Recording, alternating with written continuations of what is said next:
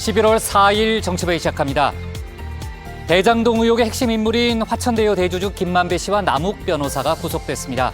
검찰은 배임과 관련된 본격적인 윗선 수사에 나설 걸로 보이는데요. 이미 구속된 유동규 전 본부장이 압수수색 직전 정진상 민주당 선대위 부실장과 통화한 사실도 확인됐습니다. 국민의힘은 이제는 그분 차례라고 했고 민주당은 50억 클럽에 대한 강도 높은 수사를 촉구했습니다. 민주당이 조금 전 정책의총을 열어 이재명 표 입법 과제를 논의했습니다. 당정 갈등이 표출된 전국민 재난지원금 문제도 거론됐다고 하는데요. 속보 반영해가면서 회의를 진행하겠습니다. 이런 가운데 이재명 후보가 어제 웹툰 오피스 누나 이야기를 놓고 제목이 확 끈다고 말해 논란이 일었죠. 이 후보는 오늘 선정성이 있는 거 아니냐고 문제를 제기한 거라고 해명했습니다. 내일 국민의힘 대선 후보 선출을 앞두고 경선 투표가 잠시 후 오후 5시 마감됩니다. 후보들 모두 자기가 이길 거라고 자신감을 보였는데요. 윤석열 캠프에선 10%포인트 이상의 승리를, 홍준표 캠프에선 5%포인트 정도의 승리를 예측했죠.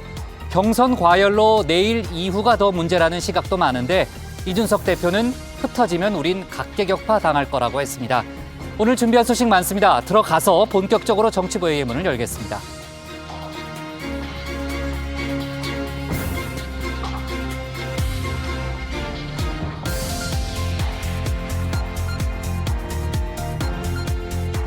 국가대표 정치뉴스쇼 정치부의 시작하겠습니다. 오늘 회의는 박마커 신체커 류 실장 조멘토 백반장 그리고 정치부의 애청자 정회원분들과 함께하겠습니다. 속보 실시간 반영하면서 늘 그렇듯이 열어놓고 회의를 진행하겠습니다. 신체커 나가서 발제 준비하고요. 지금 이제 물 마시고 있는데 그 물 마시고 이제 나가서 이제 발제 준비하면 되고요. 류 실장, 이제 국민의힘 대선 후보가 내일 확정되면 내년 대선의 대진표가 이렇게 짜지는 거잖아요. 지금 제3지대까지 가세한 상황이라서 아주 이제 대선판이 가열되고 있는데 저희가 다룰 얘기가 많으니까 잠시 후에 좀 차례차례 짚어보고요. 이재명 후보는 지금 이번 주에 정책 행보에 집중하고 있잖아요. 최근 논란이 됐던 음식점 허가 총량제 등과 관련해서 조금 전에 SNS에 글을 하나 올렸다면서요. 네, 그렇습니다. 이재명 민주당 대선 후보는 이 소셜미디어에 올린 글에서 아이디어 차원에서 이야기한 걸 공약으로 왜곡해서 비난하는 일이 없었으면 한다라고 했습니다. 보수 언론과 국민의힘 대선 주자들이 앞뒤 과정을 생략하고 색깔론까지 들고 나왔다 이렇게 비판을 했는데요. 앞으로도 꼭 공약이 아니더라도 자유롭게 의견을 내고 국민들의 생각도 여쭈려고 한다면서 정치적 손해가 우려된다고 건전한 논쟁을 피하지는 않겠다고 밝혔습니다. 네, 자 민주당 의총 제가 조금 전에 헤드라인에 얘기했지만 일단 의총은 끝난 상태죠, 그렇죠? 네. 정확하게 어떤 게 논의가 됐는지 제가 취재 중인데 류 실장도 좀 취재하면서 제가 회의를 진행하도록 하겠습니다. 자, 그럼 신혜원의 뉴스픽 5부터 오늘의 정치부 회의 출발하겠습니다.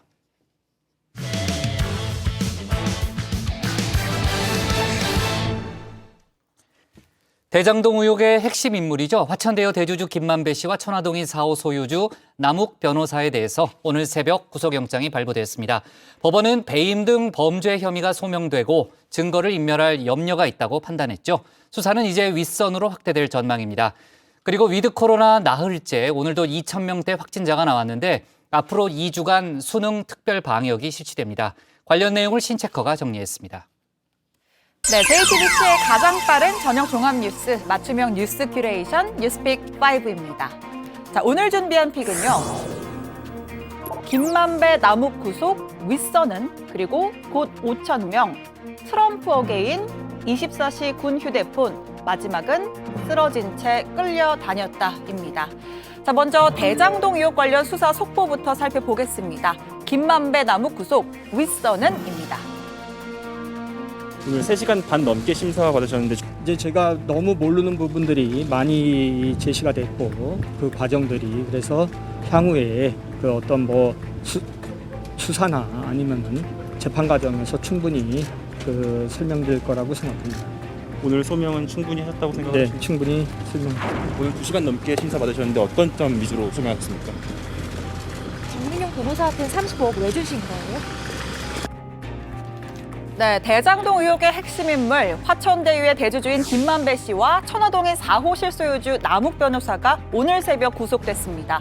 법원은 범죄 혐의가 소명되고 증거인멸에 염려가 있다며 영장 발부 사유를 밝혔는데요. 자, 여기서 법원이 소명됐다라고 판단한 범죄 혐의는 배임입니다.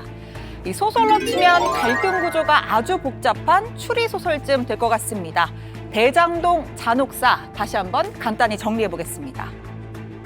일단 이야기는 이재명 지사가 성남시장으로 재직하던 시절 이 대장동 도시개발 사업 방식을 민간에서 공공민간 공동사업으로 전환하면서 시작이 됩니다. 이 성남시는 약 5천억 원의 개발 이익을 환수했지만 나머지 그 2배가 넘는 1조 원의 이익은 특정 개인이 지분을 100% 소유한 화천대유라는 민간회사로 돌아갔습니다. 누가 왜 이 민간회사에게 막대한 이익을 몰아줬는지 설계자 찾기가 시작된 겁니다. 현재까지 검찰이 파악한 유력 용의자 총 5명입니다. 먼저 성남도시개발공사 기획본부장 출신인 유동규 씨가 있고요. 민간회사 측 인물인 김만배, 남욱, 정민용, 마지막으로 정영학 회계사가 있습니다. 검찰은 이들이 사실상 한 몸이라고 봤는데요. 화천대유에 유리한 대장동 공모지침서를 만들고 이 과정에서 각각 정관계로비, 자금 대출, 실무 담당으로 역할을 분담했습니다. 자, 5인방 중에 키맨 3명을 구속하면서 검찰은 대장동 초과이익 환수 조항이 삭제된 경우에 또 성남시 등 윗선이 대장동 팀의 배임 공모 계획에 관여한 정황이 있는지를 들여다볼 계획입니다. 당시에 성남시장이었던 민주당 이재명 대선 후보의 관여 여부를 확인하는 수사도 불가피해졌습니다. 설계한 사람이 범인이라는데 그건 도둑질을 설계한 사람은 도둑이 맞고 공익 환수를 설계한 사람은 착한 사람이죠.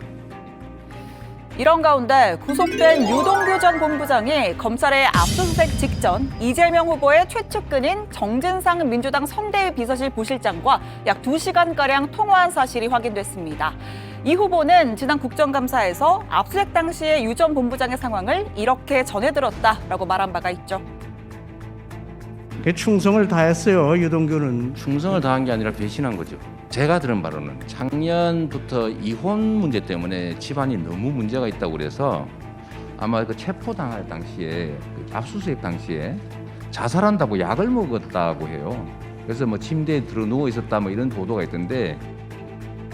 네, 당시에 이 국정감사 발언을 두고 국민의힘 원희룡 전 지사 이재명 후보가 치명적인 실수를 했다라고 평가했었죠. 유동규가 핸드폰 던지기 전에 2시간 동안 통화를 했어요. 유동규는 과거에 악역은 다 하고 자기가 이제 토사구팽될 수밖에 없는 그 상황에 유동규는 처해 있는 거예요. 그 사람은 네. 복심이다. 이재명 지사의 복심이다. 복심이면서 유동규까지도 잘 알고 달랠 수 있는 사람. 아니 지금 너무 확신하면서 말씀하시는 거 아니에요? 확신할 때는 근거가 있겠죠. 네, 국정감사 당시에 이재명 후보는 유 전 본부장의 상황을 어떻게 들었느냐라는 질문에 언론을 통해서 알았다 혹은 잘 기억이 나지 않는다고 답변한 바 있습니다. 신문 봤습니다. 신문으로요? 네, 그 언론 그 인터넷 기사로 봤습니다. 정진상은요? 정진상은 여기서 바로 매일 서로 상의하고 있죠. 보고 받으셨단 말입니까? 그건 모르겠습니다. 유동규 체포 과정 관련돼서 보고 받은 적 없습니까? 모르겠는데요. 기억을 못하는 겁니까? 전화를 받은 것이. 제 기억에는 없습니다. 기억이 없습니까? 네. 기억이 없다. 네. 역시 유능한 변호사님 같습니다. 네, 정확히 누굴 통해 들었는지 기억이 나지 않는다는 답변이었습니다. 정진상 부실장은 유동규 전 본부장과의 통화 사실은 인정했습니다. 입장문을 통해서 평소에 알고 있던 유 전 본부장의 모습과 너무 달라서 직접 확인이 필요하다고 판단했다. 유 전 본부장에게 잘못이 있다면 감추지 말 것과 충실히 수사에 임할 것을 당부했다라고 했습니다. 또 이재명 후보도 추가 입장을 밝혔는데요. 정 부실장이 유동규와 통화한 것은 나중에 안 것이라면서 국정감사 당시에는 언론인으로부터 간접적으로 들은 이야기였다라고 설명을 했습니다. 이 원희룡 전 지사는 유 전 본부장이 통화한 사람이 정진상 부실장 말고도 한 명이 더 있다면서 그 역시 이재명 후보의 복심인 인물이라고 주장했는데요. 이미 휴대전화 은폐를 시도했던 유 전 본부장, 메신저 비밀번호를 제공하지 않는 등 수사에 비협조적인 태도를 보이고 있습니다. 자, 두 번째 픽 가겠습니다. 곧 5천 명입니다. 자, 위드 코로나 도입 나흘째 신규 확진자 수는 2,482명으로 이틀 연속 2,000명대 중반을 기록했습니다. 도입 초기에 확진자가 늘 것이란 슬픈 예감이 현실화되고 있는 것이죠. 이달 중에 3,000명에서 최대 5,000명대까지 늘어날 수 있다는 전망도 나옵니다. 당분간 계속 증가하다가 일정 시점 이후부터는 확진자 발생 규모가 균형을 이루든지 아니면 좀 더 안정화되는 추세로 가기를 기대하고 있는 중입니다. 자, 이 위드 코로나에선요, 전체 확진자 수보다 위중증 환자 수 관리에 더욱 초점을 둡니다. 그런데 전체 확진자 수가 늘면 그 비율상 위중증 환자도 같이 늘어날 수밖에 없죠. 오늘 위중증 환자 수는 365명, 사망자 수도 24명으로 10개월 만에 가장 많았습니다. 만약 최대 확진자가 2배, 그러니까 5,000명 가까이로 늘어날 경우 위중증 환자 수도 700명대에 이를 수 있는데요. 이건 정부가 위드 코로나의 긴급 멈춤으로 제시한 기준에 육박합니다. 이게 병상 가동률이 한 60% 되면 일단 경보를 보내야 됩니다. 그래서 한 75% 정도가 넘어가면 그때는 할 수 없습니다. 국민들한테 상황을 말씀드리고 일단 긴급 멈춤을 해야 합니다. 교육부는 오는 18일 치러지는 대학 수능까지 약 2주간 특별 방역 기간을 운영합니다. 수험생들의 방문이 집중되는 독서실과 스터디 카페, 그리고 PC방과 노래방 같은 다중이용시설, 그리고 대학별 전형을 앞둔 대학을 상대로 집중 방역 점검에 나서고요. 또 수능 일주일 전인 11일부터는 전국 고등학교 수업을 원격으로 전환합니다. 이 확진자든 유증상자든 수능을 문제없이 치를 수 있도록 준비도 했습니다. 확진 수험생은 수능 2주 전부터 지정 병원 또는 치료센터에 머물면서 시험을 보면 되고요. 격리 또는 유증상자는 아예 별도의 시험장을 마련해뒀습니다. 수험생에 대해서는 이제 신속 검사와 검체 신속 수송을 저희가 준비를 해놓은 상태입니다. 만약에 양성이 나온다라고 하면은 새벽에라도 늦게라도 그 지역에 있는 사전에 배정된 병원이나 생활치료센터에 배정이 되실 예정이고요. 네, 이어지는 픽 보겠습니다. 세 번째는 트럼프 어게인으로 잡았는데요. 자, 지난 1월입니다. 미국 백악관에 새 주인 바이든 대통령이 새살림을 차렸습니다. 전 주인인 트럼프 전 대통령은 새 주인 취임식에 불참한 채 셀프 환송식을 열었고요. 프랭크 시나트라의 명곡 마이웨이를 깔고 자택으로 향하는 전용기에 올랐습니다. 마지막으로 이 말을 남긴 채요. So just a goodbye. We love you. We will be back in some form. 네, 어떤 식으로든 돌아오겠다. 이후에 차기 대선 재출마를 시사하는 발언으로 미국을 여러 번 시끄럽게 했습니다. 그런데 이 말 단순히 트럼프식 화법으로 치부할 수 없는 게요. 트럼프 전 대통령은 공화당의 차기 대선 주자 지지율 47%, 부동의 1위 자리를 고수하고 있습니다. 자, 이 트럼프의 힘은 버지니아주 주지사 선거에서도 드러났죠. 민주당의 오래된 텃밭 버지니아에서 공화당의 글렌 영킨 후보가 민주당을 누르고 당선되는 대이변이 일어난 겁니다. 미국 언론들은 바이든 대통령에 대한 유권자들의 실망이 표심에 반영됐다고 분석했는데요. 길어지는 코로나 사태, 또 아프간 철군 과정에서의 극심한 혼란 등 각종 악재로 인해서 바이든 대통령 지지율이 연일 최저치를 갈아치우고 있습니다. 내년 11월 달에 있는 중간 선거에도 빨간불이 켜졌다는 평가입니다. 자, 오늘의 네 번째 픽, 24시 군 휴대폰으로 잡았습니다. 자, 국방부가 병사들이 평일 일과 중에도 휴대전화를 사용하도록 하는 방안을 검토하고 있습니다. 현재는 일과 후인 평일 저녁 6시부터 9시까지, 주말 아침 8시 반부터 저녁 9시까지 휴대폰을 쓸 수 있는데요. 육군 15사단 소속 기관병과 훈련병 5,000명을 대상으로 일과 중 휴대전화 사용 시범 운용에 착수했습니다. 휴대전화 사용 시간 확대에 대한 순기능뿐만 아니라 역기능까지 세밀하게 분석해서 시행 여부를 신중하게 판단해달라는 제안한 바가 있었습니다. 지금 현재 한 개 부대를 대상으로 해서 시범 운영을 하고 있고, 네, 이 시범 운용은 첫 번째 24시간 허용, 두 번째 평일 오전 점호부터 일과 개시까지, 세 번째 평일 오전 점호부터 저녁 9시까지 이렇게 3개 그룹으로 나눠서 진행하고 있습니다. 휴대전화 사용 제한이 과도한 기본권 침해라는 비판에 따른 조치인데요. 다만 국내 보안 유지와 임무 수행에 차질을 빚을 수 있다는 우려도 적지 않습니다. 여러분의 생각은 어떠신가요? 자, 오늘의 마지막 픽. 쓰러진 채 끌려다녔다입니다. 자, 주변 사람들에게 자신과의 연인 관계를 알렸다는 이유로 고 황혜진 씨를 때려 숨지게 한 30대 남성 이모 씨. 사기치사 혐의로 넘겨진 첫 번째 재판에서 자신의 혐의를 모두 인정했습니다. 이 씨는 손발을 떨며 울먹이면서 100번 사과하겠다고 고개를 숙였다고 하죠. JTBC는 사건 당일의 모습이 담긴 CCTV 영상을 입수했습니다. 이 영상에는 폭행으로 이미 의식을 잃은 예진 씨를 이곳저곳으로 끌고 다니는 모습이 찍혀 있습니다. 예진 씨가 살고 있던 8층에 도착했지만 A 씨는 다시 1층 아래 로비층을 눌렀고 예진 씨를 끌고 다시 내려옵니다. 엘리베이터로 끌려 들어가고 나올 때마다 예진 씨의 목은 앞뒤로 꺾였습니다. 이마가 바닥에 부딪히기도 합니다. 8층에 갔다가 계속 끌고 다니거든요. 응급조치하지 않고 또 떨어뜨리고. 병원으로 옮겨진 예진 씨는 약 3주 동안 혼수 상태에 빠져 있다가 결국 숨을 거뒀습니다. 오늘 재판에서 예진 씨의 유족을 비롯한 많은 이들이 눈물을 쏟았는데요. 유족들은 이 씨에게 상해치사가 아닌 살인죄를 적용하는 게 맞다고 했습니다. 다음 재판은 오는 18일에 열릴 예정입니다. 자, 여러분은 어떤 소식을 오늘의 원픽으로 꼽으셨나요? 들어가서 이야기해보겠습니다. 뉴스픽 5였습니다.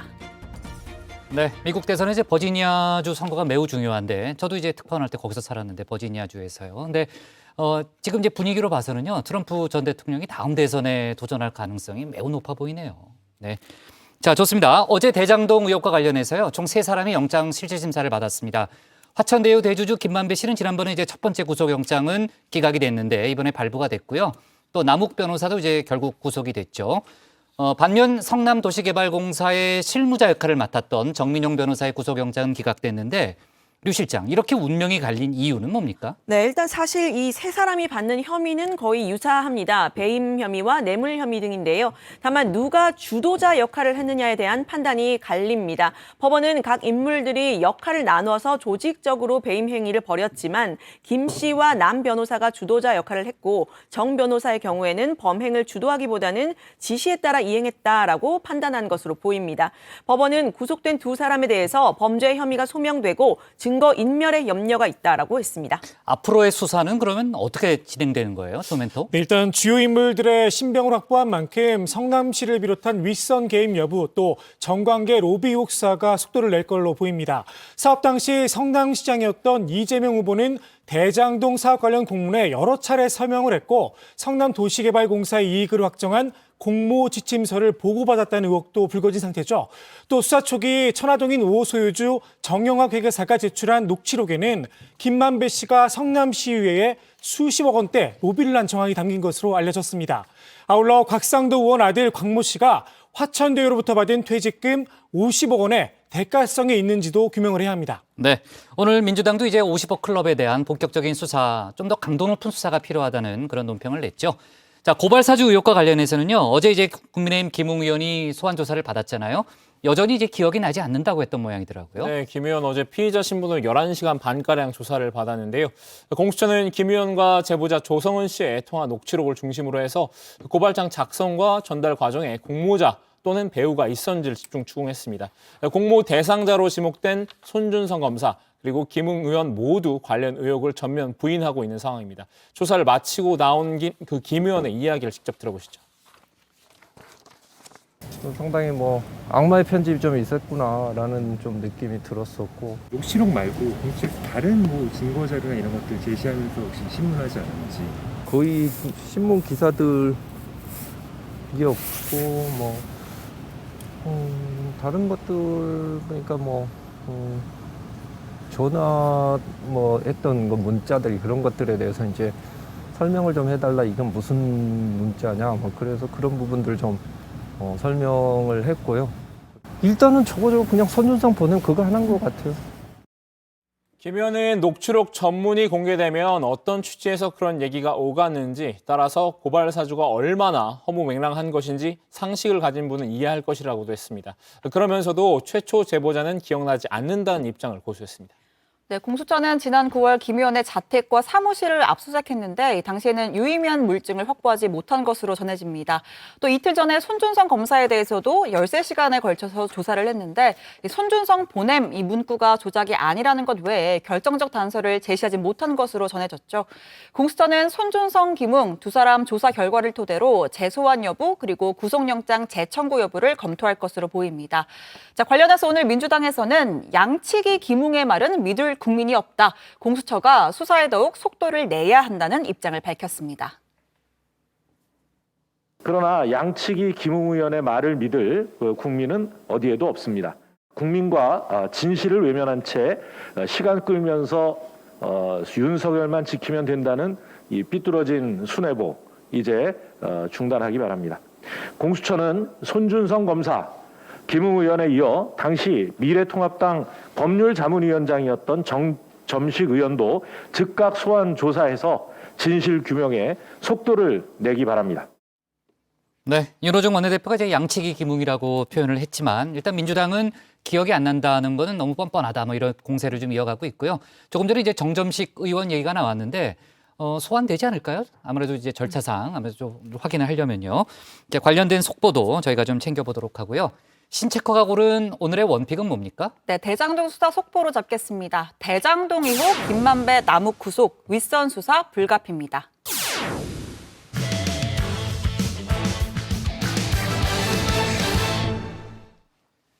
민주당이 조금 전 정책 의총을 열고 이재명표 정책과제 입법 드라이브 걸기에 나섰습니다.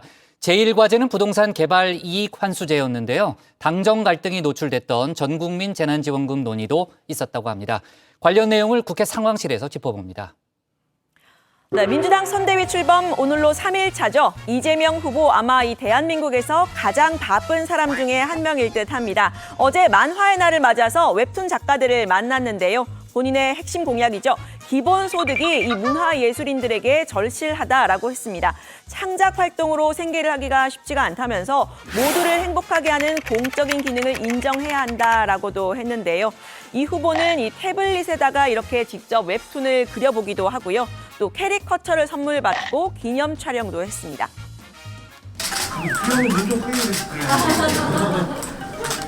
저의 약정을 강조해놨는데 아무도 안 했는데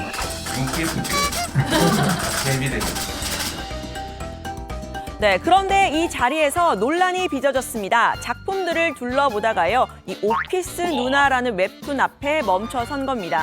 이 후보는 제목이 확 끈다라고 했는데요. 이 웹툰 제작소 관계자는 웃으면서 성인물까지는 아니다 이렇게 답을 했다고 하는데요. 이 웹툰은 직장인 남성이 자전적인 연애담을 바탕으로 쓴 내용이라고 합니다. 이 자리에는 취재기자 2명만 대표로 들어가서 취재하고 또 내용을 공유하는 이 풀취재 형식으로 진행이 됐고요. 이 영상은 민주당에서 제공을 했습니다. 민주당에서는 이 제목이 확 끄는 데와 제목이 화끈한데 이 두 가지 버전으로 보도자료를 배포했다가 논란이 됐습니다. 뒤늦게 이 확 끄는 데가 맞다 이렇게 수정을 했는데 약간 어감의 차이가 있죠. 확 끄는 데요인지 화끈한 데요인지 정회원분들이 직접 들어보시죠. 제목이 확 끄는데 근데 뭐 성인물까지는 아니고 그냥 일반 직장인들 이야기를 다루는 얘기라고. 근데 이런 선들 있잖아요. 이 선들은 기본적으로 그리는 건가요? 사람 손으로 그리는 사람 손으로. 네, 야권에서는 부적절하다는 비판이 나왔습니다. 이준석 대표는 이 논평할 가치도 없다 이렇게 선을 그었지만요. 전효옥 전 의원은 희대의 코미디라면서 만약에 이 윤석열 후보가 이런 말을 했다면 한 방에 작살났을 것이라는 네티즌의 반응을 소개했습니다. 좋게 말하면 솔직하다라고 한 사람도 있었는데요. 김동연 전 경제부총리입니다. 좋게 얘기하면 굉장히 솔직하신 것 같고요. 예. 사실은 저는 공감 능력이라고 생각합니다. 지도자를 빼앗는 분들이 그 국민들 보시기에 그 품격 있고 또 나름대로 존경받을 수 있는 언행을 해야 한다고 생각을 하는데 예. 그런 측면에서 좀 이 공감 능력 면에 있어서 그 좀 아쉬운 점이 있지 않나. 네, 논란이 일자 이 후보가 직접 입장을 밝혔습니다. 한 언론과의 통화에서 웹툰 제목에 선정성이 있는 게 아니냐 이런 취지로 문제를 제기한 것이라고 한 건데요. 관련 내용 들어가서 더 이야기를 해보겠습니다. 민주당 차원에서는 이번 정기국회 이재명표 입법과제 해결에 집중하겠다 선언을 했습니다. 이 후보는 부동산 문제 해결을 1번으로 제시를 했죠. 개발이익 환수법, 또 도시개발법, 주택법 논의에 돌입을 했습니다. 100% 개발 이익을 환수하지 못했다며 이재명 후보를 내내 국민의힘이 공격했는데 이제 그런 만큼 부동산 불로소득 환수법안 처리에 국민의힘은 흔쾌히 동의할 수밖에 없지 않겠느냐라고 생각해 봅니다. 저희는 이재명 후보와 함께 토건 비리 세력과 부패 정치 권력이 결탁해서 천문학적 불로소득을 챙기고 국민께 그 고통을 전가하는 이런 비리의 악순환을 반드시 끊어내겠습니다. 네, 그동안 이 대장동 개발에 대해서 민간 업체가 더 많은 이익을 가져간 점을 비판해온 국민의힘에게 법안 처리에 협조를 압박을 한 건데요. 오늘 열린 정책의원총회에서는 이런 이재명표 의제들을 어떻게 제도화할지 논의를 했습니다. 특히 이 후보의 전국민 재난지원금에 대해서는 당정 간 이견이 있다는 소식 어제 전해드렸었죠. 현재로서는 뭐 당장 뭐 재정은 여력이 없죠. 뭐 쓸 수 있는 뭐 재원이라는 게 빤하거든요. 막 여기저기서 무슨 어디 이 주머니 저 주머니 막 뒤집으면 돈이 나오는 그런 상황은 아니지 않습니까? 예산이란 남아서 하는 경우는 없고 언제나 부족한데 선후 경중을 결정하는 게 예산 정책입니다. 네, 이 김부겸 총리의 발언 사실 정부의 원칙론적인 입장입니다. 하지만 시기가 시기인 만큼 정권 말 여권 내 신구 권력의 기싸움이 시작된 거 아니냐 얘기가 나왔습니다. 이 후보는 어제 국가 부채 비율까지 언급을 했는데 그러니까 빚을 낼 수 있다 뭐 이런 이야기까지 한 건데 현실적으로는 추가 세수 내에서 해야 한다 이런 의견이 많습니다. 1인당 30에서 50만 원이면요. 단순 계산하면 총 15조에서 25조가 필요하다 이런 보도가 나왔죠. 이재명 캠프 출신의 우원식 의원은 지난번처럼 25만 원 정도 그러니까 13조 정도의 재원이 필요하다고 했습니다. 규모를 조금 줄인 겁니다. 15만 원 이렇게 하려면 13조 정도의 재원이 필요한데 지방에서 내는 것도 있기 때문에 한 8조 남짓 8조 5천억 정도가 중앙정부 재정에서 나가면 되는 거거든요. 근데 그거는 앞에서도 얘기했습니다만 추가 세수로 충분히 가능하기 때문에 최소한 9조 원의 여력이 생깁니다. 네, 이 후보에게 총리와 정부 말 좀 따라달라 이런 얘기는 오히려 국민의힘에서 나왔습니다. 전국민 재난지원금 대장동 의혹 덮기거나 매표 행위다라고도 했는데요.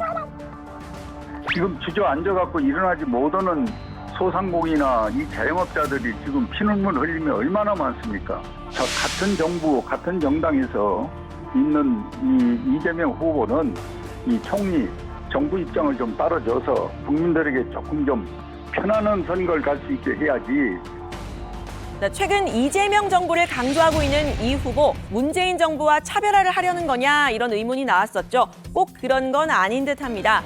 이 후보 측이 친문 혹은 친노가 확실한 이 유시민 전 노무현재단 이사장을 만났다는 사실을 공개를 한 겁니다. 당내 주류인 이 친문 세력 결집에도 신경 쓰고 있다 이런 메시지겠죠.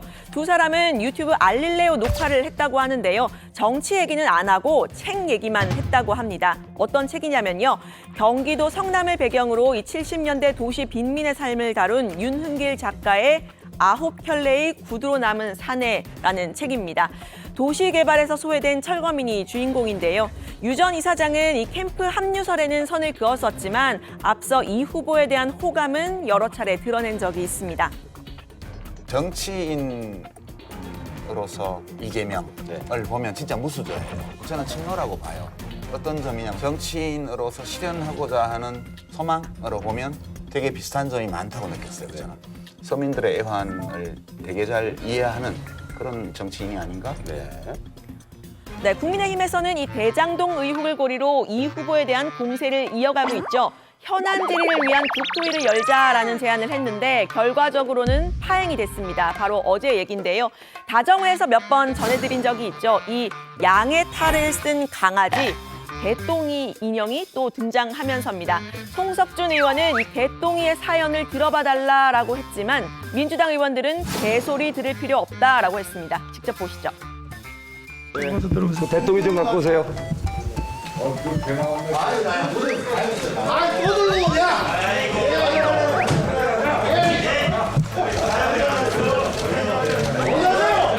들어보세요 좀. 왜 나가세요? 좀 들어보세요. 아니 대통령을 제가 대통령을 가져온 사연을 이거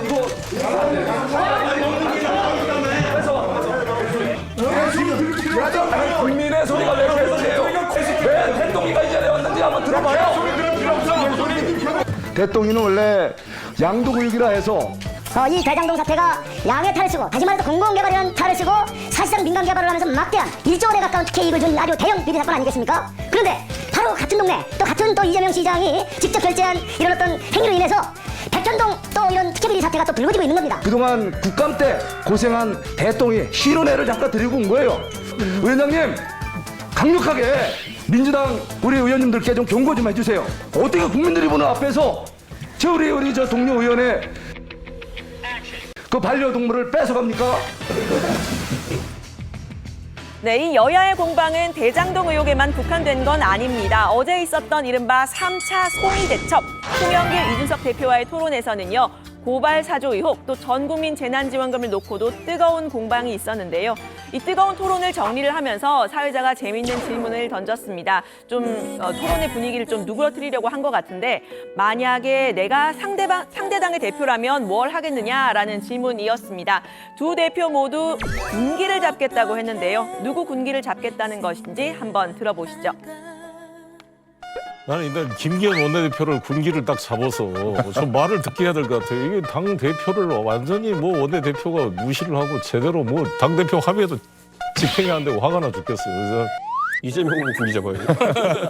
그래서 뭐 제가 봤을 때는 앞으로 이재명 리스크 상당할 겁니다. 제가 뭐 이재명 후보 아까 말했듯이 조율 안 된 정책 들고 나가가지고 성남시장 할 때처럼 그냥 툭툭 던지고 돈 쓰는 일 얘기하고 후보 효과 고민 안 하고 이렇게 하면.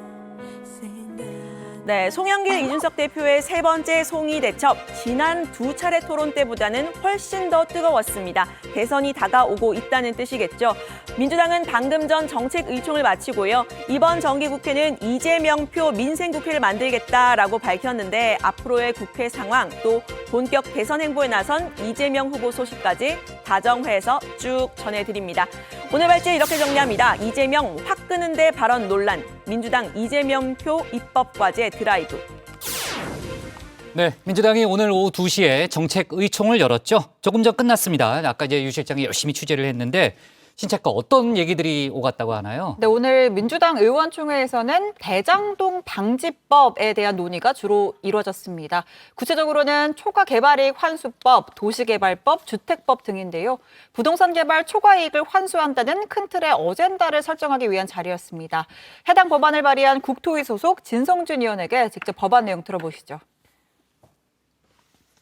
민간 사업자의 지분율도 50% 미만으로 제한하고 여기서 취해갈 개발 이익, 민간 이윤율도 총 사업비의 6% 이내로 10% 이내로 제한해야 되겠다라고 하는 거고요. 개발 이익 환수법이 현재는 20% 내지 25%, 개발 이익의 20 내지 25%를 공공이 환수하도록 되어 있습니다만 이게 너무 낮아요. 이것도 박근혜 정부가 이렇게 낮춰준 것이고 또 한시적으로 감면하기까지 했는데 이거를 개발 이익 환수법이 제정될 당시인 50% 수준까지 올려야 되겠다.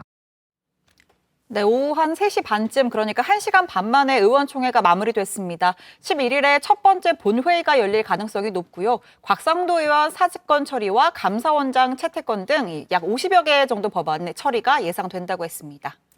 네, 오늘 정책의총은 이 선대위 출범 이틀만 또 이재명 후보가 부동산 개발이익 환수제를 언급한 지 하루 만에 이뤄졌다는 점이 눈길을 끕니다. 당이 적극적으로 이 후보의 공약을 정책으로 뒷받침하겠다 이런 뜻으로 풀이가 되고요.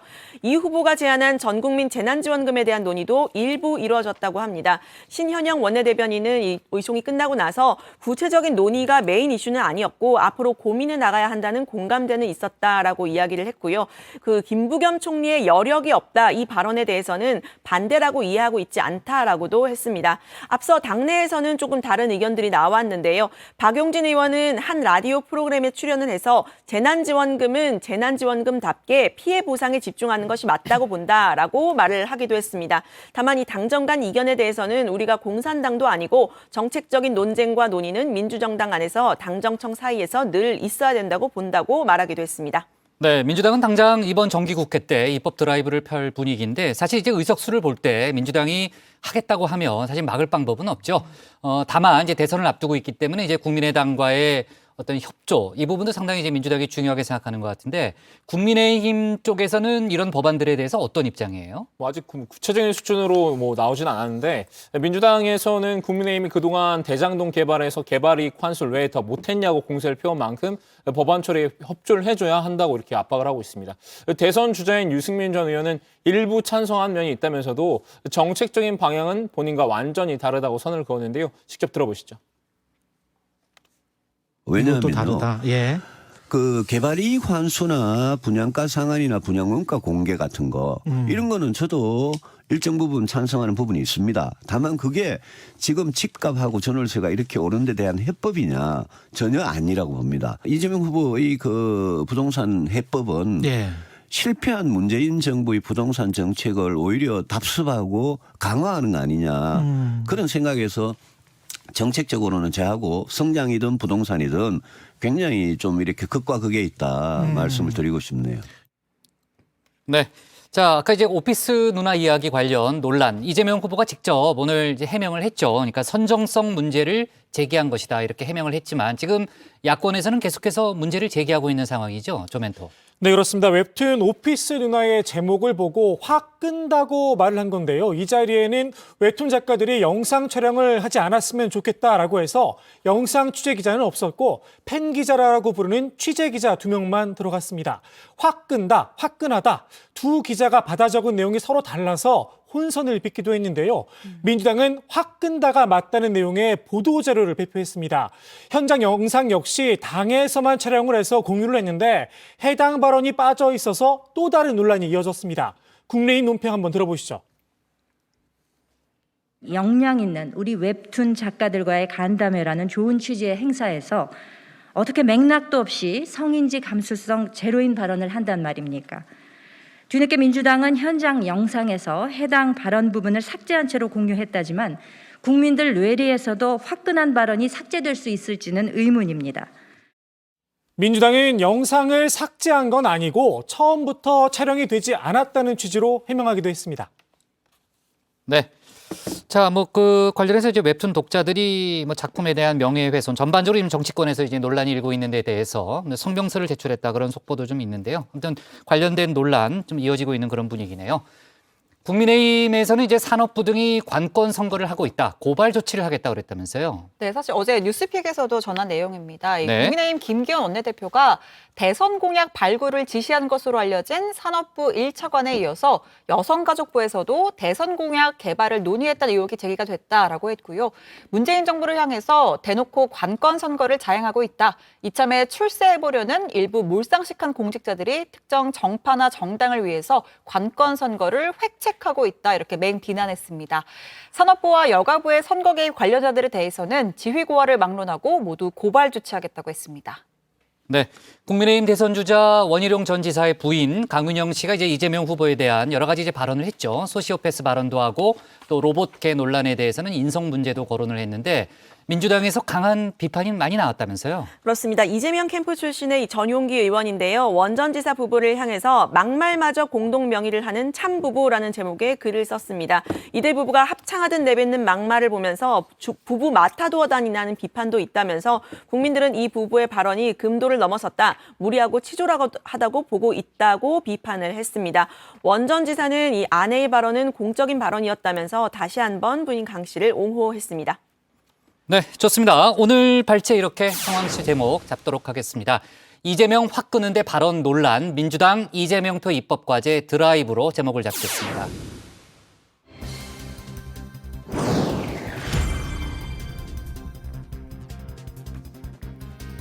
네, 놓쳐선 안 될 뉴스들을 쉽고 빠르게 전해드리는 백다혜의 이 시각 다정회입니다. 지금 시각 5시 14분인데요. 이 시각 다정회 소식들 먼저 키워드로 살펴보겠습니다. 네, 이렇게 키워드가 있는데 오늘은 제가 특별한 선물을 준비했습니다. 이 치킨을 주시고자 하는 선배들의 따뜻한 내리사랑에 보답해드리기 위해서 이 치킨은 가져올 수가 없어서요. 첫 번째 키워드를 맞추시는 분에게 맛있는 닭다리를 드리겠습니다. 네, 어떤 키워드가 첫 번째 키워드일까요? 정답. 네. 금괴 2톤. 땡. 정답. 네. 나에게 닭다리를 주지 않는다면 직무유기다. 직무유기. 정답입니다. 네. 드리고 싶었던 분은 아니지만 네. 시작하겠습니다. 네, 첫 번째 소식의 키워드 직무유기입니다. 국민대 졸업생 113명이 국민대를 상대로 정신적 손해배상을 청구하는 집단소송을 제기했습니다. 학교가 윤석열 전 총장의 부인 김건희 씨의 논문을 제대로 검증하지 않은 건 직무유기로 졸업생들의 명예가 훼손됐다고 취지를 설명했는데요. 소송 청구액은 1인당 30만 원, 모두 3천여만 원에 이릅니다. 이 한편 국민대는 어제 김 씨의 논문을 재검증하겠다는 계획을 교육부에 제출했습니다. 하지만 국민대 동문 비대위는 이와는 별개로 소송을 이어갈 것이라고 밝혔습니다. 다음 소식의 키워드는 요소수 대란입니다. 화물차와 버스 등 디젤차의 필수 제품인 요소수 공급에 차질이 생기면서 산업 전반으로 피해가 번질 수 있다는 우려가 나오고 있습니다. 최근 중국은 석탄 가격 상승과 전력난 등을 이유로 요소를 수출하기 전에 상품 검사를 의무화했는데요. 이 때문에 사실상 요소 수입이 중단된 상태입니다. 게다가 우리나라는 산업용 요소 97%를 중국에서 수입하고 있어서 품귀 현상을 보이고 있는데요. 대란 이전 10리터당 9,000원에서 10,000원에 판매됐던 요소수가 지금은 5만 원에서 심지어는 20만 원까지 가격이 올랐습니다. 이에 정부가 대책 마련에 나섰습니다. 당장 다음 주 중으로 요소수 매점 매석을 금지하는 고시를 마련해서 시행하기로 했는데요. 이와 함께 합동 단속반도 가동할 계획입니다. 마지막 소식의 키워드는 금괴 2톤입니다.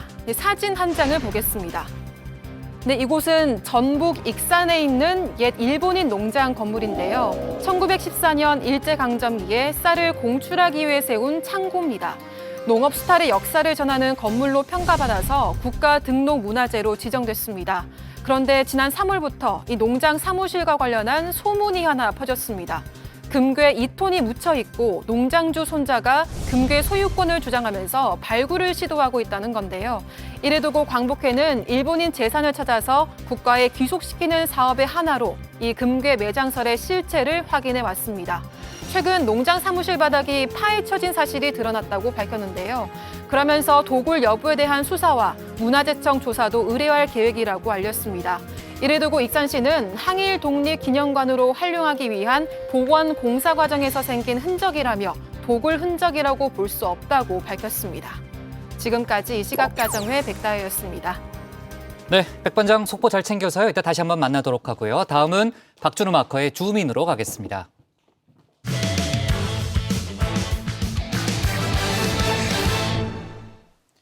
국민의힘 본경선 결과 발표가 하루 앞으로 다가왔습니다. 후보들은 높은 투표율이 자신에게 더 유리하다며 막판 신경전을 벌였는데요. 관련 내용을 주민에서 짚어보겠습니다. 지난 2010년 스페인이 명예의 시민권을 부여한 독일의 점쟁이가 있습니다. 스페인은 그해 남아공에서 열린 월드컵에서 우승을 했는데요. 그 독일 점쟁이가 이 스페인의 승리를 장담했기 때문입니다. 점쟁이의 이름은 파울. 그런데 사람이 아니라 동물이었습니다. 바로 문어인데요. 점쟁이 문어 파울은 월드컵 경기 승부 결과를 8차례나 정확하게 맞추면서 전 세계에 이목을 끌었습니다. 월드컵 4강 스페인과 독일의 경기에서 파울이 독일의 패배를 예측하자 구워 먹어버리겠다 이런 협박도 당했는데요. 그해 10월 수족관에서 생을 마감했다고 하는군요. 저도 파울이 살아있다면 정말 물어보고 싶은 결과가 하나 있습니다. 내일 국민의힘 최종 대선 후보는 대체 누가 되는 걸까요? 운영진 중에 그나마 적중률이 높다는 우리 신토토조차도 섣불리 예측을 하지 못하고 있는데요. 주민이 선정한 오늘의 인물, 서로 1위라고 자신하는 윤석열, 홍준표 후보입니다. 막판 윤홍 대전 속으로 줌인해 보겠습니다. 아니 시내는 오셨어요? 이쪽에 뭐 많이 지나도 다니고 제가 과거에 의정부지검 고양지청에도 근무를 하고 해서 본청에 또 볼 일이 있어서 또 간간히 오고 이러기 때문에 의정부는 자주 옵니다. 이게. 여기가 경기도 차배수의 본거지입니다. 어차피 본선에 들어가면 경기도가 관건이 될 겁니다. 그래서 오늘 마지막 경선 일정을 경기도에서 마치고자 합니다. 경선 결과 발표 T-1. 오늘 두 사람의 발길은 모두 경기도로 향했습니다. 민주당 이재명 후보의 본진에 방문한 건데요. 행선지 선정 역시 정치적 메시지를 담고 있습니다. 본선에서 이 후보를 이길 수 있는 상대는 자신뿐이라는 뜻을 담은 거겠죠. 국민의힘 최종 당원 투표율 방금 확인했는데 63%를 넘어서며 역대급 흥행 대박을 터뜨렸는데요. 특히 홍 의원은 높은 당원 투표율이 곧 자신의 승리를 의미한다고 장담했습니다.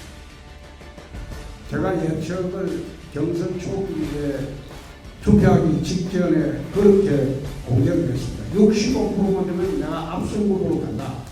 그 근거가 우선 조직 투표를 해본들 20% 이상의 그 조직 투표를 못 넘어갑니다. 그리고 조직 투표가 되지 않습니다. 이렇게 높은 투표율은 조직 동원만으로는 나오기 힘들다는 건데요. 윤석열의 조직력이 아니라 홍준표의 바람이 작용한 결과라는 분석입니다. 특히 투표권을 얻은 신규 당원 19만 명 상당수가 젊은 층이라는 점에 기대를 걸고 있습니다. 제가 일어선 것은 2030년의 절반에 가까운 50% 넘는 압도적인 지지를 바탕으로 다시 일어났습니다. 우리 당이 대선에 이기려면 청년층의 지지가 없으면 대선을 이길 수가 없습니다. 윤 전 총장 측은 동상이몽이죠. 윤석열 캠프는 전국 당협 240여 개 가운데 윤 전 총장을 지지한 당협이 약 160개라고 밝혔는데요. 65%를 넘는 비율이죠. 여기에 신규 당원들도 거의 다 윤 전 총장을 지지하는 당협에서 들어온 이들이라고 봤습니다. 아무리 바람이 세다고 해도 조직력을 무시할 수 없다는 논리입니다. 이번에 이제 좀 특이할 만한 점은 19만 명의 당원이 새로 가입을 했어요. 이제 그분들은 거의 투표를 한다라고 저희들은 보여지는데 그 19만 명 중에 윤석열 후보를 지지하는 당협에서 신규로 가입한 당원 수가 한 11만 몇천 명으로 한 62% 정도 됩니다. 윤 전 총장도 이미 마음속에 홍 의원은 없는 듯합니다. 시선은 본선을 넘어 청와대를 향하고 있는데요. 만약에 뭐 꿈이 이루어진다면은 우리 자인들도 한번 청와대로. 제가 대통령에 당선이 되면은 인수위 시절부터 준비를 딱 해가지고 영세 상인들의 피해 규모를 좀 지수화를 시키려고 합니다. 사실 국민의힘 내에선 누가 이길지 쉽사리 장담을 못하고 있습니다. 이번 당원 투표율에서 1, 2차 예비 경선에 비해 수도권 투표율이 급증했다고 하는데요. 기존의 영남 지역 투표율이 다른 지역을 크게 앞섰던 것은 그 양상이 달라졌습니다. 이런 변화가 변수가 될 수도 있을 것으로 보이는데요. 지금까지의 당내 선거에 대한 일반적인 예측은 모두 동작하지 않을 것임을 의미합니다. 결과가 안개 속이다 보니 양 캠프의 신경전도 최고조에 이르고 있습니다. 윤석열 캠프가 홍 의원에게 붙인 별명이 하나 있죠. 바로 꿔준표입니다. 더불어민주당에서 표를 빌려왔다라는 의미라고 하는데 홍 의원의 지지율은 민주당 지지자들의 역선택이 반영된 것이라는 비아냥입니다. 정권 유지를 바라는 사람들이 홍준표 후보를 제일 많이 지지하잖아요. 그리고 민주당 정치인들이 홍준표 후보 비판하는 거 봤습니까? 한 번도 비난 안 해요. 오로지 윤석열 후보만 때리죠. 민주당 지지자들이 홍 의원을 환영하는 건 본선에서 홍 의원이 윤 전 총장에 비해 수월한 상대이기 때문이라는 겁니다. 한마디로 홍준표 바람이 분다는 건 그저 홍 의원의 바람일 뿐이란 말이겠죠. 홍준표 캠프 측은 윤석열 캠프의 불법 선거 운동 문제로 맞불을 놓고 있는데요. 국민의힘 당이에요. 예예. 윤석열 후보를 꼭 좀 선택해 주십사 전화 드렸거든요. 잠깐만요. 네네. 국민의힘에서 단체적으로 지금 윤석열 후보 지지하라고 하는 거예요? 뭐 단체적으로 윤석열 후보만 그러는 게 아니고요. 윤석열 캠프가 당을 사칭해 윤 전 총장을 찍으라고 독려했다는 의혹입니다. 홍준표 캠프는 당이 진상조사를 벌여서 법적 조치를 해야 한다고 연일 목소리를 높였습니다. 공당을 사칭해서 어떤 당원이나 당협위원장이든 아니면 뭐든 간에 이렇게 선거운을 이렇게 해서는 안 된다. 당원을 기만하는 것이다라고 저희가 얘기를 하는 것이고요. 그 당원의 전화번호는 어떻게 입수를 한 것이냐. 그래서 당원 명부가 유출된 것이 아니냐. 그래서 당이 제대로 조사를 해서 윤석열 캠프에선 당원 당규의 당협위원장이 선거운동을 할 수 있도록 돼 있다고 반박했는데요. 불법이 아니라는 취지입니다. 여기에 캠프 인사들 간 고소전까지 벌어졌죠. 한 커뮤니티에 윤석열 캠프가 공천 협박을 하고 있다는 폭로글이 익명으로 올라왔는데요. 홍의원 캠프의 여명 대변인은 이 글을 바탕으로 논평을 냈습니다. 협박의 당사자로 지목된 이는 윤석열 캠프 종합지원본부장인 권성동 의원이었는데요. 권 의원이 논평을 낸 여 대변인 등을 고소한 겁니다. 기자나 홍준표 캠프나 이 또 작성자나 누가 작성했는지 모르지 익명의 작성자가 모두 한 통속이 아닌가 하는 저는 강한 그런 의심이 들거든요. 그래서 제가 수사해보면 다 드러날 겁니다. 이렇게 윤홍대전이 과열양상으로 치닫자 지도부가 쿨다운에 나섰는데요. 이제는 경선 이후 원팀을 생각해야 할 시점이라고 판단한 거겠죠. 이제 선거 후가 더 중요합니다. 화학적 결합은커녕 갈수록 결속력이 저하되는 민주당을 반면교사 삼아 우리 당의 모든 당원과 지지자들은 의견을 모아야 합니다. 단합하면 정권 교체를 이룰 수 있고 흩어지면 우리는 각계격파 당할 것입니다. 이준석 대표 명락대전 이후 민주당이 겪은 후유증을 겨냥한 발언인데요. 발끈한 민주당 측 오히려 경선 이후 원팀이 되기 어려운 건 국민의힘이라고 받아쳤습니다. 제가 경선 결과 예측은 좀 쉽지 않지만 분명하게 말씀드릴 수 있는 건 경선 후유증은 심각할 거다. 저는 돌아오지 못할 강을 이미 건너버렸다라는 생각이 들고요.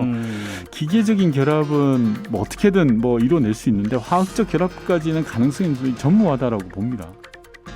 뭐가 됐든 이제 일반 시민 여론조사도 다 끝났고 내일이면 승자와 패자도 갈립니다. 링 위에서 한창 몸이 달아오는 선수들이 갑자기 냉정을 찾는 게 쉽지만은 않을 텐데요. 그래도 승부 결과가 나온 이상 애꿎은 점쟁이 문어를 삶아먹겠다는 사례 협박보다는 깨끗한 승복이 패자의 미덕이겠죠. 자, 오늘 주민 한마디 정리합니다. 윤홍대전 막판 기싸움 최고죠.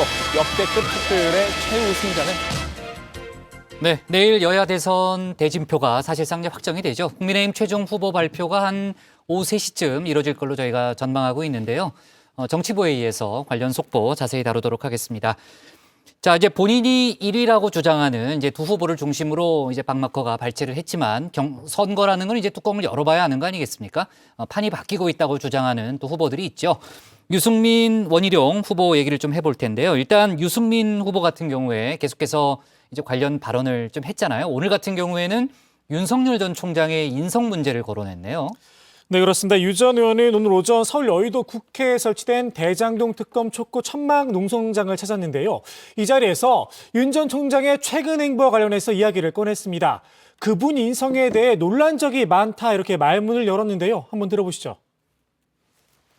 뭐 그분의 인성에 대해서 논란적이 굉장히 많았습니다. 유독 제 지지자들만 춘천에서 한 분이 또 여의도 KBS 앞에서 두 분이 다쳤습니다. 한 분은 목을 다치고 한 분은 발목을 다치고 저를 끝까지 믿고 지지해 주신 분들께 저는 사실 평생 그분들께 빚을 안고 사는 거라고 생각을 합니다. 그 토론의 그 아까운 시간에 윤석열 후보한테 제가 분명히 이제 좀 시간을 할애해서 유감 표명을 받고 싶어서 제가 공개적으로 이야기를 했습니다. 윤석열 후보는 자기 지지자가 뭐 누군지 그것도 모르고 뭐 캠프 사람이 아니다라는 이유로 사과하기를 거부했는데 유 전 의원은 사실 캠프와 지지자 사이의 경계라는 건 굉장히 희미하다. 초등학교 6학년까지 위촉장을 준 캠프 아닌가. 경선이 끝나면 다 국민의힘 후보를 지지해줄 분들인데 그걸 가지고 사과 한마디 하는 게 인색하다 싶다. 이렇게 설명을 했습니다. 네, 유 전 의원은 경선 과정에서 정책 토론이 잘 되지 않은 점을 아쉬워하기도 했는데요.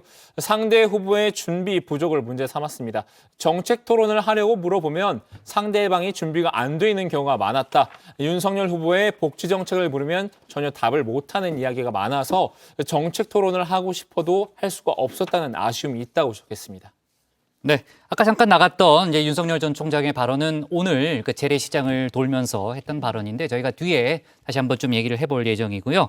원희룡 전 제주지사는 이제 유승민 전 의원과 마찬가지로 대장동 특검 촉구 천막 투쟁 본부죠. 정확한 명칭이. 거길 찾았습니다.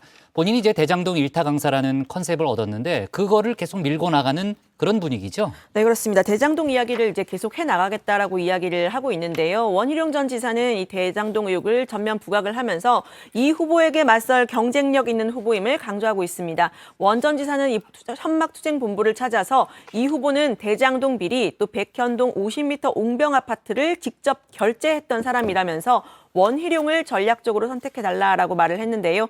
이후에 페이스북에는 문재인 대통령과 이 후보의 만남 이후에 대장동 게이트에 대한 반응이 전혀 없다면서 청와대는 즉시 특검을 수용하라고 목소리를 높였습니다. 또 이재명 후보를 향해서는 대장동 백현동 게이트의 검은 그림자를 자백하지 않고 부동산 개발 이익 환수를 운운하는 것은 국민을 2번 우롱하는 것이라고 쏘아붙였습니다. 네. 자, 윤석열 전 총장은 경기 북부의 재래시장을 돌았는데 그 시장을 찾은 특별한 이유가 있나요? 일단 이 경기도로 간 건 경기도가 민주당 이재명 후보의 본거지이기 때문인 것으로 보입니다. 윤 전 총장은 재래시장을 찾은 건 서민 경제의 상징이기 때문이라고도 했고요. 정부는 늘 중산층 서민을 챙겨드려야 하는 게 기본 임무라면서 자영업자 상인 여러분들의 애로사항을 듣겠다라고도 했습니다. 지금까지 경선을 치르면서 느낀 소회를 간단하게 답하기도 했는데 뭐 아쉬움이 없을 수 있겠냐. 그러나 뭐 최선을 다하겠다는 것밖에 드릴 말이 없다. 끝까지 최선을 다하겠다. 이런 이야기였고요. 경선 마무리를 앞두고 좀 긴장한 듯 말을 아끼는 모습도 보였습니다. 윤 전 총장은 어제도 서울 남대문 시장을 찾아서 상인들을 만났는데요. 오늘은 경기 의정부와 포천, 연천 일대 시장을 돌면서 민심을 챙겼습니다. 국민의힘이 오늘까지 국민 여론조사를 실시하는 만큼 시민들과의 접촉점을 늘리고자 한 것으로 보입니다. 홍준표 후보는 오늘 경기도당 의원회를 방문했는데요. 아무래도 이제 민주당 대선 후보인 이재명 후보와 좀 대비되는 그런 효과를 노리는 거 아니에요? 네, 홍 의원은 이재명 후보를 베네수엘라의 대통령을 지낸 좌파 포퓰리스트이자 독재자였던 우고 차베스에 빗대서 경기도 차베스라고 비판하고 있습니다. 오늘은 국내인 경기도당 위원회를 찾아서 경기도 차베스를 잡고 나라를 정상화하겠다고 밝혔는데요. 홍 의원은 여기가 경기도 차베스의 본거지다. 경기도 차베스를 잡으려면 경기도가 주축이 돼야 한다면서 경기도 1,400만 유권자들이 국민이 도민들이 바로 대선의 바로미터가 될 것이다. 지지를 호소했습니다. 홍 의원은 자신이 2030의 열렬한 지지를 받고 있다고 자부심을 드러내기도 했습니다. 내가 5년 전 대선에서 그런 말 했다. 야들아, 내가 너희의 롤모델이다. 그런데 왜 나를 싫어하냐라고 그 당시 2030 지지율이 6에서 8%밖에 안 됐다면서 5년이 지나니 내가 알기로 2030의 절반에 가까운 압도적인 지지를 바탕으로 다시 일어나고 있다고 말했습니다. 우리 당이 대선에서 이기려면 청년층 지지 없이는 이길 수 없다고 강조하기도 했는데요. 홍 의원은 오늘 오후에는 홍대거리에서 젊은이들을 만나서 막판 지지를 호소합니다. 네.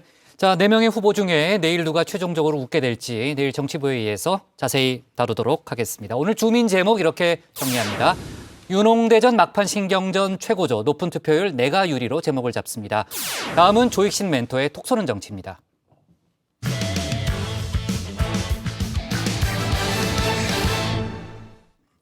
글쎄요, 어느새 정치권의 대표적인 앙숙이 돼버렸죠. 국민의힘 이준석 대표와 국민의당 안철수 대표가 연일 가시도친 신경전을 벌이고 있습니다. 관련 내용 톡 쏘는 정치에서 짚어봅니다.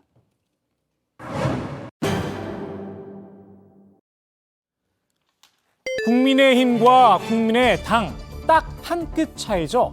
지난 재보선 때까지만 해도 국민의 형제당이라고도 불렸던 두 당인데요. 저는 야권의 날카로운 창과 든든한 방패가 되어 싸우고 반드시 오세훈 후보가 승리하도록 하겠습니다. 지금은 견원지간이 돼버렸습니다. 이준석, 안철수 두 대표 사이가 틀어져 버린 게 가장 큰 이유인데요. 두 사람이 서로를 너무나 잘 아는 게 문제라는 지적도 나옵니다. 잘 아는 형이다. 아니 그 이준석 대표께서 그런 발언하신 적 있잖아요. 안 잘 알. 안철수를 잘 아는 사람들은 그거에 뭐 이분이 어떻게 할지 알 것이다.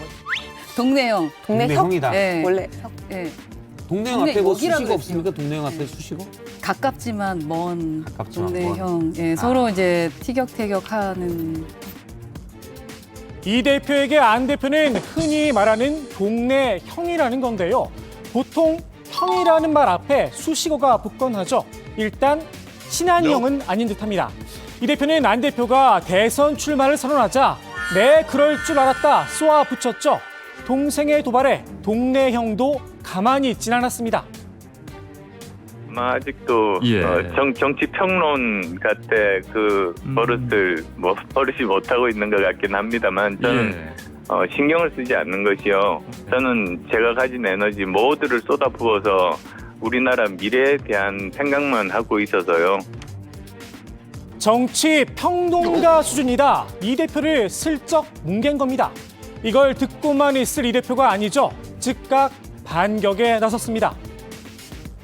이렇게 안철수 대표는 패널도 못해요. 지금 정치하는 나와가지고 패널이 무슨 뭐 아무나 하는 건 줄 아십니까? 너는 패널이고 나는 정치인이다. 이런 식으로 접근한 것 자체가 굉장한 신분의식이고 자의식 과잉입니다. 적당히 하십시오. 이 대표, 안 대표에게 신경조차 쓰고 싶지 않은 모양입니다. 국민의힘을 자극하는 발언을 하지 말아달라면서 무운을 빌어줬는데요.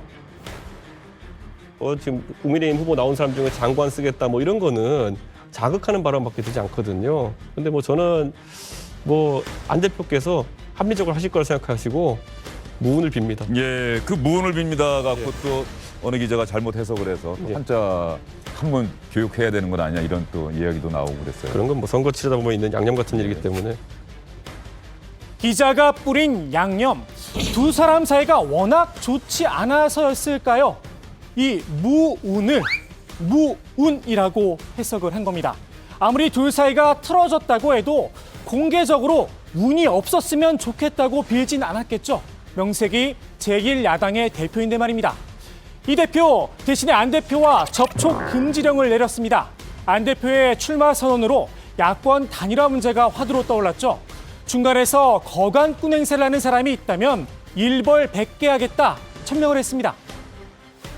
제가 거간꾼이라는 표현 썼지만은 당 밖의 세력과 교섭을 하려고 한다든지 아니면은 당을 대표할 권한이 없는 사람이 여러 가지 이야기를 하게 될 경우에 당의 기강이 잡히지 않습니다. 안 대표와 단일화, 무조건적인 승리 방정식은 아니라는 점도 다시 한번 강조했습니다. 는 필수 불가결한 조건은 아니다 이렇게 생각합니다. 2012년 총선 원칙 없는 후보 단일화로 인해 가지고 그 당시에 민주통합당과 통합진보당이 후보 단일화를 해서 졌던 경험이 있습니다. 단일화를 할 생각이 없다는 점에선 안 대표도 같았습니다. 제가 약간 앵무새나 레코드가 된 기분입니다. 그래서 드리는 질문인데요. 예. 그러니까 아니 확실하게 답변을 좀 주세요. 어떻게 하실 계획이세요? 저는 단일화 할 생각으로 나오지 않았습니다. 제가 당선되기 위해서 나왔고 제가 정권 교체 주역이 되겠다고 나온 겁니다. 다만 이 대표의 거간꾼 발언은 기분이 나빴나 봅니다. 징계할 권한도 없지 않느냐, 의미 없다 일축했습니다. 뭐 내일이면 당대표 권한이 대선 후보로 넘어가지 않습니까? 네네. 그러니까 뭐 만약에 뭐 그런 것을 결정한다면 그것도 다 대선 후보가 가지는 것이죠. 그러니까 별로 의미 있는 발언으로 생각하지 않습니다. 단일화 없이도 대선 승리가 가능하다는 이 대표의 주장에 대해선 현재 대선 판세로 응수했는데요. 국민의힘이 민주당을 이길 가능성 굉장히 낮다 평가절하했습니다. 이재명 지사가 그렇게 문제가 많고 대장동 아직도 해결도 안 됐는데 이길 가능성이 많다. 1대1 대결해서 그래요. 꼭 제가 안 나오더라도. 그게 다 저 자업자득 아니겠어요? 국민 신뢰를 잃은 거죠. 서울시장 선거 안철수는 한 거 아무것도 없고 다 내가 잘했어 이러다 보니까 신뢰를 잃은 것 같아요. 참 안타깝죠. 이 대표 이런 게 정치 평론의 사전적 정의라며 평론 진짜 못한다 다시 되치기에 나섰는데요. 이제 슈퍼챗만 받으면 된다 꼬집기까지 했습니다. 이 대표와 안 대표의 엇갈린 주장 누구의 말이 맞을지는 현재로선 아무도 모릅니다. 다만 선거를 뛰어야 하는 국민의힘 대선주자들 입장에선 단일화가 절실합니다. 박빙의 승부가 펼쳐진다면 안 대표에게 향한 표가 승패를 결정할 수 있습니다. 단일화 해야죠. 이준석 대표는 필수 불가결은 아니다라고 어제 그러시던데. 나름대로 그 원칙적인 입장도 있을 것이고 실제 이걸 풀어나가는 접근하는 어떤 방법론의 문제까지 생각하신 거라고 봐요. 네, 이준석 대표님은 매달리는 게 원칙에도 안 맞고 매달릴수록 이게 일이 꼬인다고 볼 수가 있겠죠. 근데 안철수 후보는 일단 공식적으로 단일화에 선 그었거든요. 뭐 그분도 뭐 지금 저 협상칩 아니겠어요? 두 사람이 단일화 문제를 놓고 각자 셈법에 따라 줄다리기 중이라는 건데요.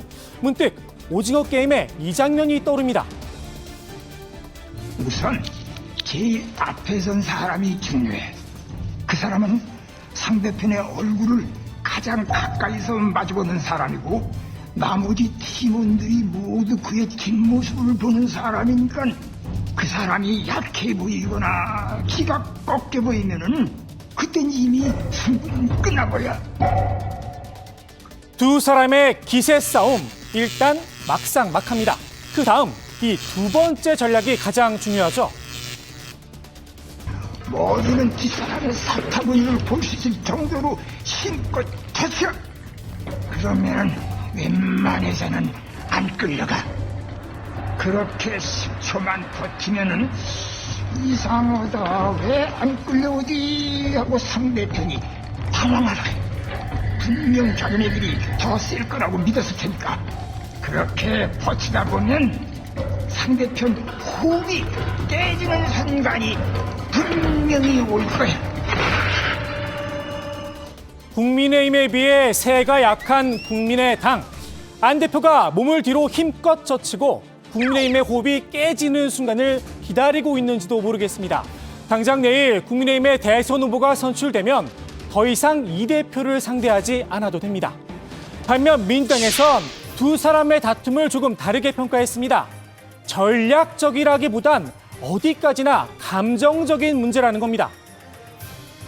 근데 안철수 대표가 지난 시절에 국민의힘 분들한테 많이 당하신 것 같아요. 이준석 대표가 속값은 쳐줄게라고 비아냥거리고 또 최근에 보면 거강꾼 노릇하면 징계를 확실하게 하겠다라고 뭐 펄펄 뛰고 있지 않습니까? 안철수 대표가 아무리 단일화의 아이콘이라고는 하지만 전 최소한의 자존심은 있다라고 생각을 하거든요. 최소한의 자존심. 안 대표는 합당 논의 과정에서 당원들의 마음이 상했다고 표현을 했는데요. 국민의당은 통 큰 양보를 했었다며 협상 결렬의 책임은 국민의힘에 있다고 돌렸습니다. 당대당의 지분이라는 건 크게 보면 세 가지입니다. 공동 당대표, 그다음에 공동으로 최고위를 구성하는 것, 그다음에 또 뭡니까 당협위원장을 몇 대 몇으로 나누는 것 이겁니다. 당대표 그리고 최고위원 저희들은 다 사퇴하고 모두 다 국민의힘 체제로 가겠다. 그러니까 이건 대한민국 정치 역사상 이 정도로 큰 양보를 한 적이 없습니다. 물론 이준석 대표는 동의하지 않겠죠. 국민의당 당원들의 감정을 걱정했던 안 대표. 문재인 대통령 지지자들의 감정은 미처 생각하지 못한 걸까요? 대선 출마 선언 직전 올린 이 동영상. 문재앙의 나라를 구하라. 제목도 조금 센 편이긴 한데 문 대통령 지지자들을 좀비에 비유한 게 아니냐 이런 비판도 이어졌죠. 안 대표는 그런 의도가 아니었다는 입장입니다. 민주주의가 발전하면서 정치도 풍자의 대상이 될 수 있고 시민들이 표현의 자유도 가질 수 있는 것 아니겠습니까? 그래서 문재인 대통령을 지지했던 시민들을 좀비라고 만약에 표현했다면 그건 비하로 이해될 수 있는 거 아니겠어요? 저는 전혀 그런 의도로 했다고 보지 않습니다. 그런데 말입니다. 국민의당과 좀비, 나름 깊은 역사가 있습니다. 진중권 작가가 국민의당 창당 발기인대회에서 이런 말을 했었죠. 사실 조국 사태는 저한테 트라우마였어요. 며칠 전에도 동창들 만났습니다. 술자리에서 만났는데 하나가 문바 좀비더라고요. 덤벼요. 옛날에 운동해가지고 구속까지 됐든 데모에서 구속까지 됐든 그 사람들이 그렇게 변해가는 걸 보고 정말 이 사회가 무서워졌습니다. 좀비에 대한 해석 각자의 생각에 맡기겠습니다. 오늘 톡쏘는 한마디 안철수 대표의 말로 정리합니다. 패싸움이 아니라 국민의 문제 해결에 집중하겠다. 그리고 또 부정부패하지 않는 깨끗한 정치를 하겠다. 그리고 국민을 섬기는 정치를 하겠다. 그 세 가지가 제 정치입니다. 네, 국민의힘과 국민의당의 단일화만큼 민주당과 정의당 또 범진보 진영의 단일화도 또 중요한 이슈잖아요. 민주당 송영길 대표가 관련 언급을 오늘 했죠. 네, 그렇습니다. 송영길 대표는 제3지대 후보들과 정책 연대에 나설 수 있다고 밝혔는데요. 한 발 더 나간 단일화 가능성에 대해서도 여지를 뒀습니다. 서로 간에 우리가 구동존의의 자세로 틀린 것이 있더라도 같이 추구해야 될 게 되게 크다고 한다면 연합이 가능하기 때문에 열린 자세로 보려고 합니다. 송 대표의 발언에 심 후보 측 반응은 차가웠습니다. 한마디로 민주당을 믿을 수 없다는 건데요. 중대재해처벌법 입법이나 선거법 개정 과정에서 보여준 민주당의 행동은 정의당과 맞지 않다 선을 그었습니다. 심 후보는 이번 대선에서 끝까지 가겠다는 입장을 수차례 천명했는데요. 자신이 없는 분은 링에서 내려가라면서 역으로 압박에 나서기도 했습니다.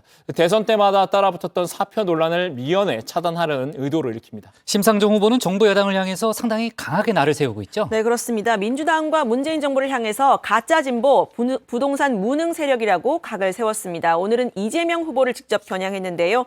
이 후보의 결자 해지를 촉구한다면서 떳떳하다면 대장동 특검을 수용해야 한다고 날을 세웠습니다. 검찰은 미래 권력의 눈치를 볼 수밖에 없다는 겁니다. 심 후보가 오늘 국민의힘 지지세가 강한 대구를 찾았는데요. 윤석열 전 총장과 홍준표 의원을 싸잡아 비판했다는 거죠? 네, 그렇습니다. 내일 이 국민의힘 대선 후보가 결정되죠. 심상정 후보는 누가 결정돼도 좋다라면서 자신감을 내비쳤는데요. 윤나 땡, 홍나 땡이라고 했습니다. 윤석열 전 총장이 나와도 홍준표 의원이 나와도 땡큐라면서 두 분 사이는 막말과 망언 사이 아닌가라고 지적하기도 했습니다.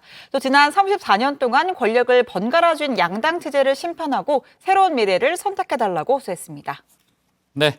김동연 전 부총리 같은 경우에 역시 이제 제3지대에서 지금 활동하고 있는데 안철수 대표하고 또 심상정 후보도 기득권이다. 그러니까 제3지대도 기득권이 됐다. 이렇게 또 비판하기도 했죠. 자, 좋습니다. 오늘의 톡쏘는 한마디가 아니고 톡쏘는 정치 이렇게 정리하겠습니다. 안철수 일벌 100개 대선 후보 권한 의미 없다. 이준석 정치평론가 안철수 패널도 모태로 제목을 잡겠습니다.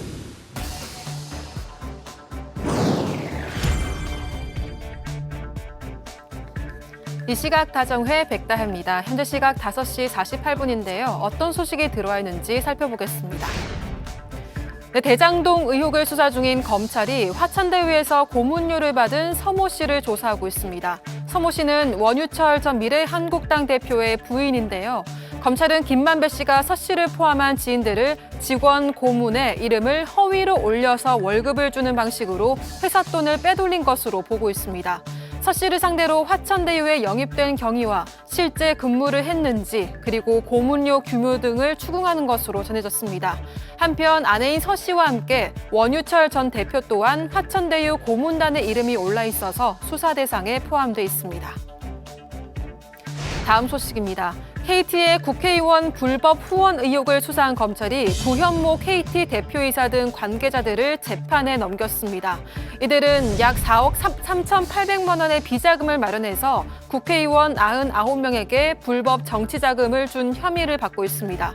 이들은 회사 돈으로 상품권을 구매해서 현금으로 바꾸는 이른바 상품권 깡 방식을 통해서 11억 5천만 원 상당의 비자금을 조성한 것으로 드러났습니다. 다만 검찰은 황창규 전 KT 회장의 경우에는 공모 사실을 인정하기 어렵다고 보고 무혐의 처분을 내렸습니다. 네, 이어서 잠시 후 썰전 라이브에서는 대장동 의혹의 핵심 인물인 유동규 전 본부장이 압수수색 직전에 이재명 후보의 최측근인 정진상 부시장과 통화한 사실을 다룹니다. 관련해서 민주당 장경태 의원과 윤석열 캠프 김병민 대변인이 출연하는데요. 함께 열띤 토론을 벌일 예정이니까 많은 시청 부탁드리겠습니다. 지금까지 시각다정회 백다혜였습니다. 네, 오늘 정치발은 여기까지입니다. 저희는 내일 오후 4시 반에 다시 찾아뵙겠습니다. 내일 오후에 상당히 바쁘겠는데요. 속보가 계속 들어올 거니까요. 류 실장이 좀 도와주겠죠.